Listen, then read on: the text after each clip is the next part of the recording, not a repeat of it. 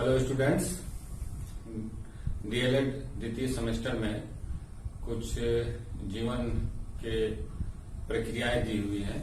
उसमें श्वसन, उत्सर्जन, प्रकाश संश्लेषण मुख्य है। तो आज हम लोग श्वसन के बारे में जानेंगे। श्वसन के बारे में जानने में सबसे पहले ये जानेंगे कि श्वसन क्या है, श्वसन कितने प्रकार का होता है, श्वसन में कौन कौन से हमारे शरीर में या जीवों के शरीर में श्वसन करने में सहायता करते हैं। तो सबसे पहले ये बहुत बार ये सुनने में आया है कि किसी से पूछिए तो ये श्वसन क्या है, तो वो कहता है कि ब्रीदिंग, सांस लेना श्वसन है, जबकि ऐसा नहीं है। ये एक मिसकंसेप्शन है। ब्रीदिंग श्वसन का पार्ट है। कुछ श्वसन का पार्ट को आप ब्रीदिंग कर सकते हैं। तो आइए हम लोग देखते हैं कि श्वसन है क्या। जीवों की एक प्रमुख लाइफ प्रोसेस जो उसको जीवन जीने में महत्वपूर्ण रूप से योगदान देती है। तो आप इस तरह से भी कर सकते हैं कि ऐसा लाइफ प्रोसेस जो जीवों के लिए बहुत जरूरी है। दूसरे तरीके से कह सकते हैं कि श्वसन एक ऐसी प्रक्रिया है जिसमें ग्लूकोज का टूटना होता है और उस टूटने के क्रम में एनर्जी प्रोड्यूस होती है और ब्रीदिंग उसमें सहयोग करता है। तो ग्लूकोज के टूटने और सांस लेने दोनों प्रक्रियाओं को मिलाते हैं तो श्वसन का प्रक्रिया पूरा होता है। अब श्वसन दो प्रकार के होते हैं। ये दो प्रकार ऑक्सीजन के उपस्थिति और अनुपस्थिति के आधार पर डिसाइड हुआ है। अगर श्वसन में ऑक्सीजन यूज होता है तो उसे कहते हैं वायवीय श्वसन। वायवीय श्वसन, इसमें ऑक्सीजन यूज होता है। अगर श्वसन में ऑक्सीजन यूज नहीं होता है उसे कहते हैं अवायवीय श्वसन।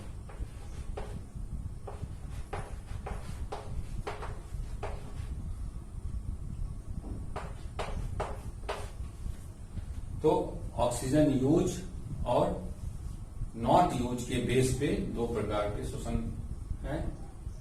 अब जब ग्लूकोज का ब्रेकडाउन होता है तो ऑक्सीजन इससे जुड़ता है और ये जुड़ने के क्रम में ही इसके रिजल्ट में CO2 प्लस H2O और प्लस एनर्जी, ये श्वसन का जनरल रिएक्शन है। ग्लूकोज ऑक्सीजन के उपस्थिति में कार्बन डाइऑक्साइड और H2O उसके बाई प्रोडक्ट है और एनर्जी प्रोड्यूस होती है। ये 99% जीवों में होता है। अब कुछ ऐसे एक्सेप्शन हैं जिसमें ऑक्सीजन के बिना भी श्वसन होता है। ऑक्सीजन के बिना श्वसन, अगर ये ग्लूकोज ऑक्सीजन के अनुपस्थिति में ब्रेक होता है तो ये कन्वर्ट होता है एल्कोहल में, प्लस CO2 और प्लस एनर्जी। अब इस एनर्जी और इस एनर्जी में क्या अंतर है? जब ग्लूकोज प्रॉपर रूप से ब्रेक होता है तो उसमें ज्यादा मात्रा में एनर्जी रिलीज होती है। अगर ये उसमें ऑक्सीजन अवेलेबल नहीं है तो लेस मात्रा में एनर्जी प्रोड्यूस होती है in comparison to proper breaking of glucose. जो ऑक्सीजन की अनुपस्थिति में ग्लूकोज का ब्रेक है वो कुछ ही ऐसे ऑर्गेनिज्म हैं जो या जीव हैं जो इस प्रोसेस को परफॉर्म करते हैं। उसमें एक फंगस है जिसका नाम है ईस्ट, और ईस्ट स्पेशलाइज है ग्लूकोज को ऑक्सीजन के अनुपस्थिति में ब्रेक करता है, अल्कोहल बनाता है। तो जितनी भी अल्कोहल इंडस्ट्री है वो ईस्ट पे डिपेंड है। ईस्ट में क्वालिटी है कि वो अल्कोहल में चेंज कर देता है ग्लूकोज को।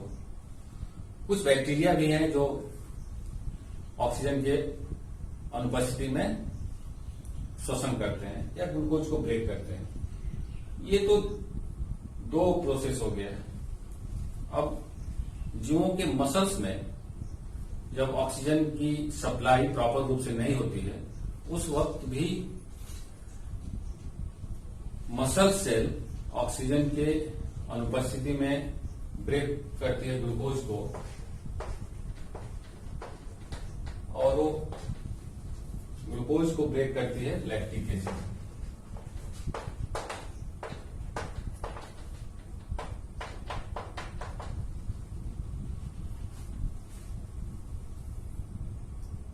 लैक्टिक एसिड एक इंटरमीडिएट है।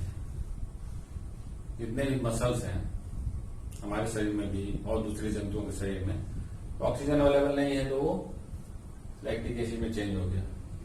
लेकिन काम तो करना ही है, ऑक्सीजन की सप्लाई उतना नहीं हो पा रही है जितना होना चाहिए। अगेन जब सप्लाई प्रॉपर रूप से हुई तो लैक्टिक एसिड अगेन कन्वर्ट हो जाता है CO2 और H2O में, और एनर्जी प्रोड्यूस होती है।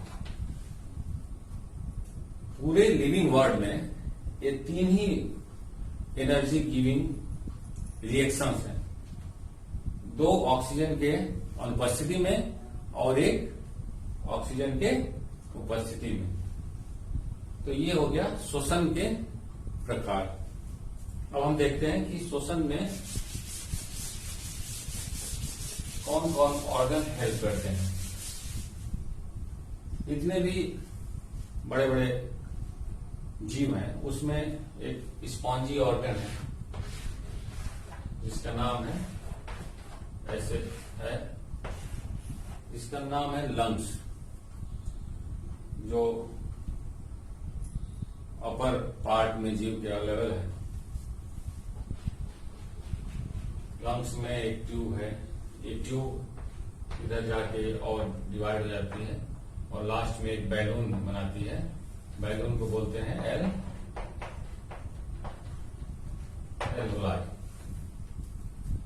एल्वोलाई एक ऐसा प्लेस है जहां पे कार्बन डाइऑक्साइड और ऑक्सीजन एक्सचेंज होती है from the inside body to outside. यहाँ पे एयर है, यहाँ पे ब्लड सर्कुलेट होता है, कार्बन डाइऑक्साइड बाहर आ जाती है और ऑक्सीजन ब्लड में चला जाता है। और ये लंग्स पूरा रिब्स से कवर्ड होता है। जो ब्रीदिंग है वो रिब्स और जो यहाँ पे एक इस तरह मस्कुलर सीट है जिसे कहते हैं डायफ्राम। डायफ्राम स्पेशली मैमल्स में ही पाया जाता है। डायफ्राम एक बेसिक कैरेक्टरिस्टिक है मैमल्स का, जो पूरे बॉडी को दो पार्ट में डिवाइड करता है। और इसका दूसरा वर्क है कि ये लंग्स को फैलाता है और उसके स्पेस को कम करता है। तो फैलाने और स्पेस को कम करने में रिब्स और डायफ्राम दोनों मिलकर काम करते हैं। जैसे सपोज दैट बैलून बांध के रख दीजिए तो अपने ना फूलेगा और ना वो कम होगा। जब उस पर हाथ लगाएंगे तो वो कम हो जाएगा, फिर छोड़ देंगे तो बड़ा हो जाएगा। तो एक सिस्टमेटिक वे में करने के लिए इसमें रिब्स है और डायफ्राम है, दोनों मिलके ब्रीदिंग को परफॉर्म करती है। ये हायर एनिमल्स में है। ब्रीदिंग एक एक्सचेंजिंग ऑफ गैसेज हैं from the outside to inside of the body of organism. यही काम अर्थवॉर्म में, जो लोअर एनिमल है, स्किन करती है। और इंसेक्ट में एक ट्रैकियल सिस्टम है। फिश में गिल्स हैं। तो जो एक्सचेंजिंग ऑर्गन है वो दूसरे जीवों में अलग अलग है, लेकिन जो ब्रेकडाउन ऑफ ग्लूकोज है जो सभी सेल में होता है वो सब में सेम ही है। उसमें भी कुछ डिफरेंसेज है, लेकिन 99% जंतुओं में ये सेम ही होता है। तो आप ऐसे भी कह सकते हैं कि रेस्पिरेशन और श्वसन दो चीजों का जोड़ है। एक तो ब्रीदिंग और एक है ब्रेक डाउन ऑफ ग्लूकोज। तो ब्रीदिंग को आप फिजिकल प्रोसेस कर सकते हैं और ब्रेकिंग ऑफ ग्लूकोज को केमिकल प्रोसेस। तो breathing and break down of glucose is collectively called respiration. ये हो गया रेस्पिरेशन के बारे में कुछ जानकारियां। Thank you.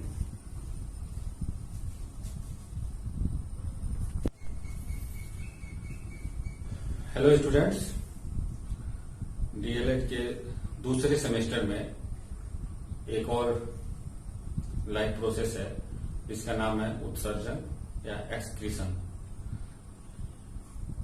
इस एक्सक्रीशन में हम लोग पढ़ेंगे कि एक्सक्रीशन है क्या और हमारे जंतुओं के शरीर में कौन सा सिस्टम है जो एक्सक्रीशन में हेल्प करता है। अगर एक्सक्रीशन ना हो तो हमारे शरीर में क्या क्या हो सकता है। एक्सक्रीशन के बेस पे जो एक्सक्रीशन में हम लोग रिलीज करते हैं या निकालते हैं, जो भी एक्सक्रीशन के बेस पे जो मटेरियल रिलीज होता है उसके बेस पे कितने टाइप्स के एनिमल्स हैं ये भी पढ़ेंगे। तो सबसे पहले हम लोग जानते हैं कि एक्सक्रीशन है क्या। जैसे आप लोग पिछले वीडियो में देखे कि श्वसन एक लाइफ प्रोसेस है। तो श्वसन में कुछ ऐसे बाई प्रोडक्ट बनता है, जैसे उसमें बाई प्रोडक्ट बनता है कार्बन डाइऑक्साइड। जब ग्लूकोज को ब्रेक डाउन करते हैं, कार्बन डाइऑक्साइड एक बाई प्रोडक्ट है। तो इस बाई प्रोडक्ट को शरीर से बाहर निकालना जरूरी होता है, अदरवाइज इसका कोई यूज नहीं है और ये हार्मफुल भी है। तो एक कार्बन डाइऑक्साइड, ग्लूकोज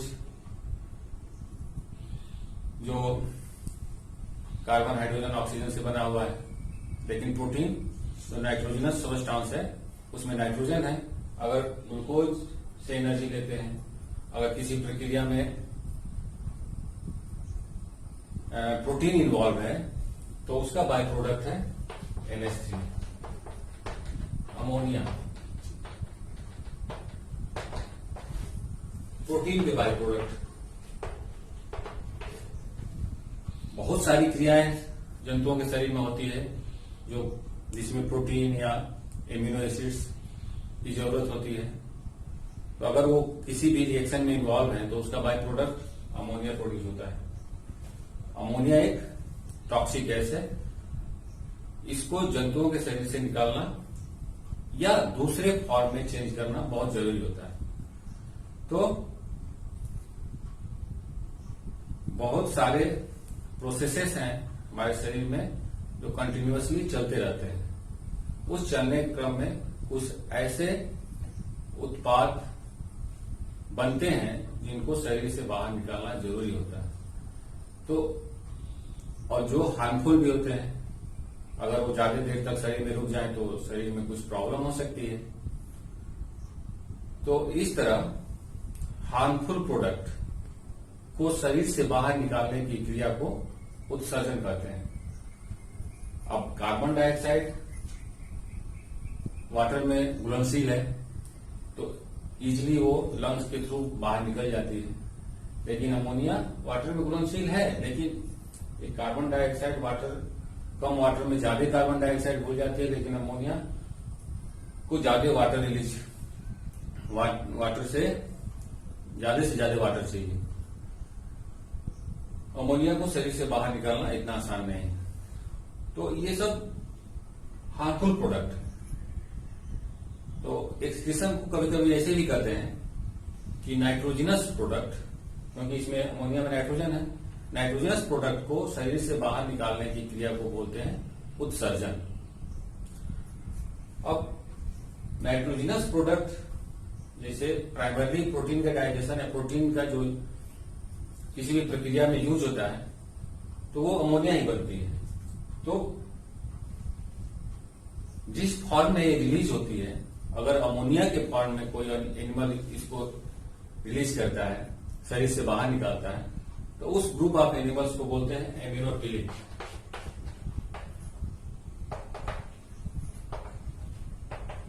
जैसे एक्वेटिक मतलब जल में रहने वाले एनिमल्स,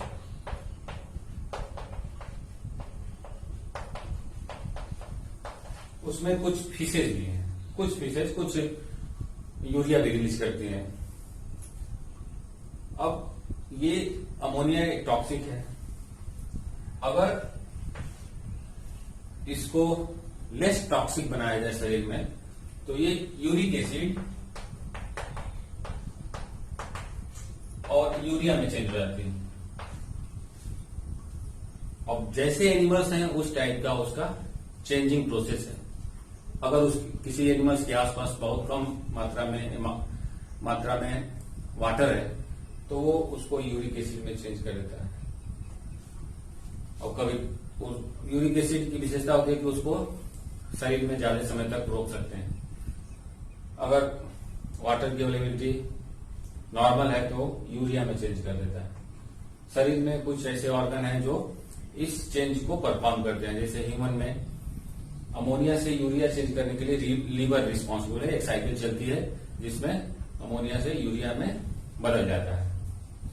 तो जो यूरिक एसिड रिलीज करते हैं in the form of extracted product, उसे कहते हैं यूरिकोटेल।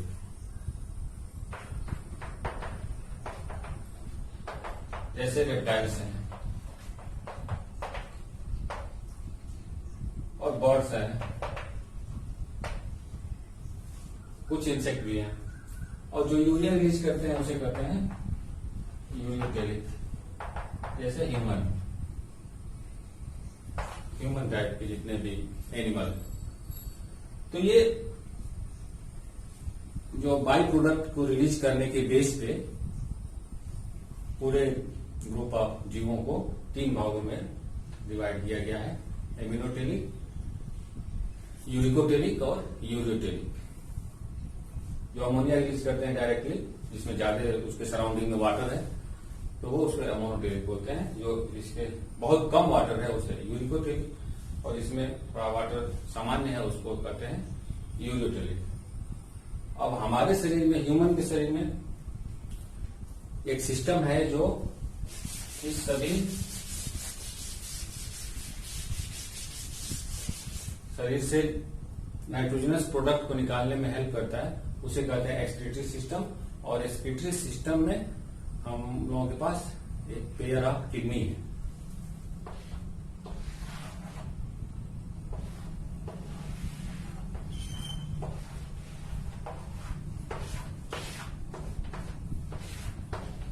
पेयर ऑफ किडनी है, और किडनी स्पेशल है इसलिए कि इसमें छन्नी लगी हुई है।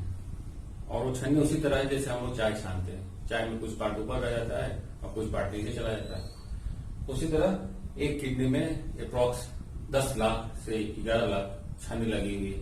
वो हमेशा ब्लड से यूरिया को रिलीज सेपरेट करती रहती है, अलग करती रहती है। और अलग करने के लिए उसको वाटर चाहिए। वाटर में यूरिया घुलनशील है, इसलिए हम लोगों के यूरिन के साथ वाटर जो यूरिन निकालते हैं उसमें यूरिया घुल जाता है। और वाटर की अवेलेबिलिटी पे डिपेंड करता है कि जितना वाटर अवेलेबल है उस हिसाब से हम लोग यूरिनेट करते हैं। तो किडनी स्पेशलाइज है इस काम के लिए, हमेशा वो इंगेज रहती है। ब्लड में एक ऑप्टिमम लेवल की यूरिया अवेलेबल रहती है, और कुछ जो अधिक हो जाती है उसको बाहर निकाल देती है। ये एक ट्यूब से कनेक्टेड होती है, जिसे कहते हैं यूरेटर, और एक यूरिनरी ब्लैडर है जो स्टोर करता है urine, time to time urinate करता है। कभी किसी की किडनी खराब हो गई तो वो आर्टिफिशियल किडनी से ब्लड से यूरिया सेपरेट करता है, जिसे कहते हैं डायलिसिस। तो डायलिसिस किडनी खराब होने पे ही यूज किया जाता है। तो ये हो गया एक्सक्रीशन के बारे में। और पौधों में एक्सक्रीशन के दूसरे तरीके हैं, जिसकी वजह से वो स्पेशल है। पौधों में एक्सक्रीशन अगले सेक्शन में हम लोग पढ़ेंगे। Thank you.